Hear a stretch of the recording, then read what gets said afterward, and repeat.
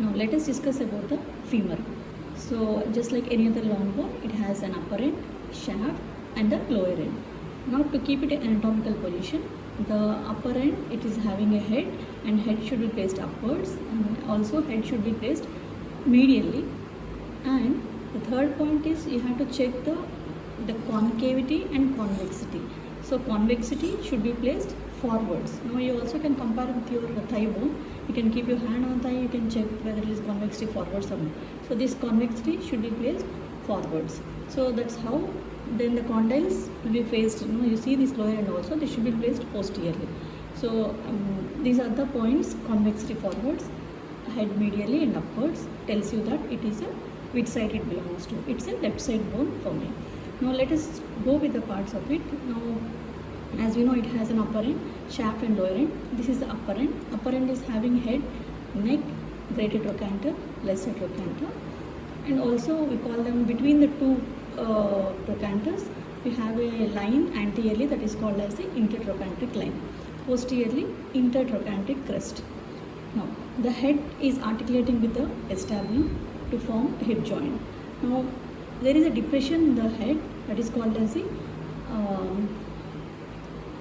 fovea, and here there is a ligament is attached called as a ligamentum teres or ligament of head of the femur. Now there is a neck here. So neck is very long when compared to the humerus, and it is also because it is long, it is having an anterior surface and posterior surface, upper bottom and lower bottom.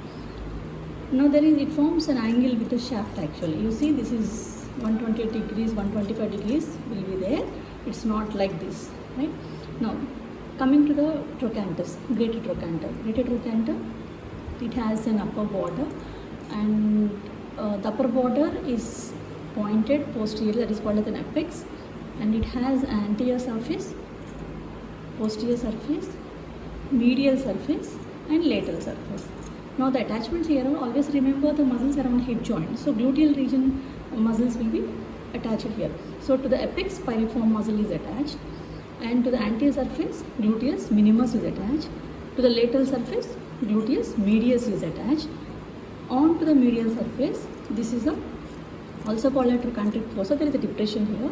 Here we have three muscles, so called as the superior gemellus, inferior gemellus, obturator internus is attached. Whereas around this depression we have one more muscle, obturator externus. So in total to the medial surface you can remember four muscles, both obturator internus and externus, superior gemellus and inferior gemellus. Now coming to the intertrochanteric lines. Posteriorly there is a line. This is between the greater trochanter and the lesser trochanter. Not posteriorly, anteriorly it is. So here vastus lateralis and vastus medialis is attached, and iliofemoral ligament is attached. Now posteriorly, this is the intertrochanteric crest. In the middle you can see a prominence that is called as a quadrate tubercle. Quadratus femoris is attached. Now coming to the shaft, you see this, it is having three borders and three surfaces. Three borders are medial border, lateral border and posterior border, and surfaces are between these three borders we have medial surface, lateral surface and anterior surface. Now here the important thing is the posterior border is very prominent. This is called as linea aspera. This linea aspera has two lips here. Always when we say medially and laterally, take the help of the head. Towards the head, this is a medial lip. So there is a lip, medial lip and lateral lip. So medial lip, when we trace it upwards, it continues as spiral line, and when we trace it downwards, it continues as medial supracondylar line. Similarly, lateral lip, when we trace it upwards, continues as gluteal tuberosity, and when we trace it downwards, it continues as lateral supracondylar line. Now, because of these two divisions, diversions here of the lateral lip and medial lip, there is fourth surface is added here on the upper part. Similarly, in the lower part also, the fourth surface is added because of these diversions, and this surface is called as the popliteal surface of the femur. Now there are so many muscles attached to the shaft. I want you to remember in such a way that I didn't tell you about the lesser trochanter. Lesser trochanter has the muscle attachment is iliacus and psoas major. Two muscles are inserted here. Now, so to the total shaft, I would like you to remember the front of the muscles of the thigh, that is called as quadriceps femoris. It includes vastus medialis, vastus lateralis, vastus intermedius and rectus femoris. Except rectus femoris, all the three muscles, they take origin from the shaft. I'm not talking about which surface, because it is confusion, very basic things I wanted to make you understand. Now, rectus femoris is arising from the hip bone only.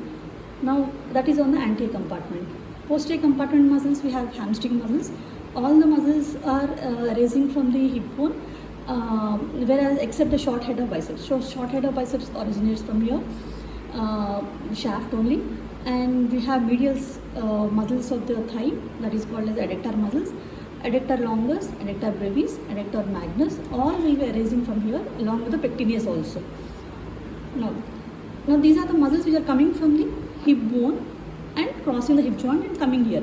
Whereas few muscles which are arising from the femur and crossing the knee joint and goes to the leg. So those muscles are gastrocnemius and soleus.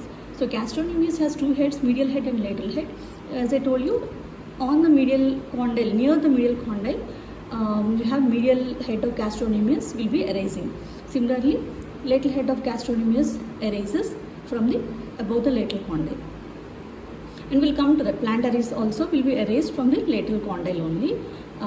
Close to the above the lateral condyle, we have plantaris is attached. So this is the muscles about the shaft.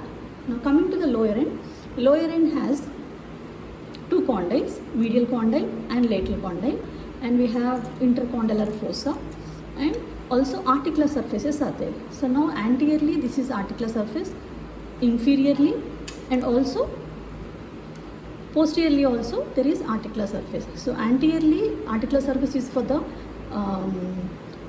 patella, inferiorly and posteriorly this is for tibia. So when we do flexion, tibia will be like this in extension, and between the flexion it comes and articulates with the posterior surface. So we have these articular surfaces are there for the patella and tibia.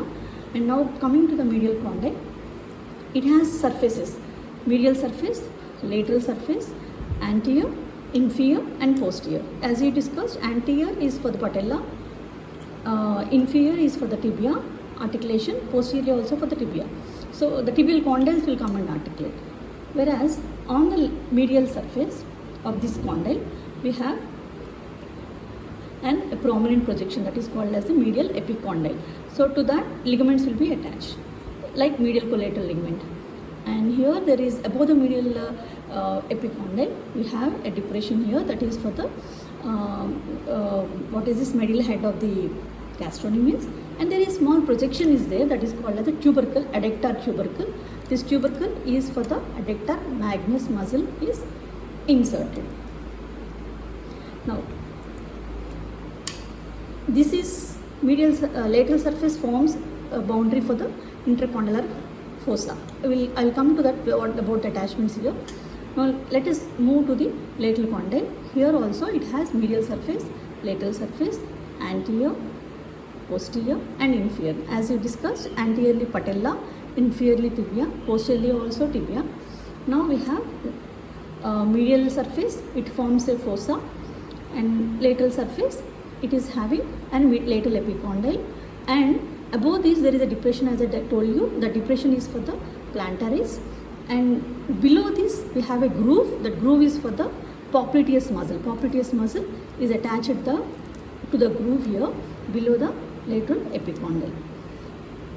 Now let us discuss about the intercondylar fossa. Here I wanted to remember the two ligaments, anterior cruciate ligament and posterior cruciate ligament. Now we have medial condyle and lateral condyle. I want you to remember the mnemonic as LAMP, L-A-M-P. I have learned this in a textbook only. L for lateral epicondyle, lateral condyle. A for anterior cruciate ligament. So to the lateral condyle, anterior cruciate ligament is attached, and to the medial condyle, posterior cruciate ligament is as well. MP. Medial condyle, posterior cruciate ligament is attached. That's how you can remember the ligaments attached to these condyles. So that's about the femur.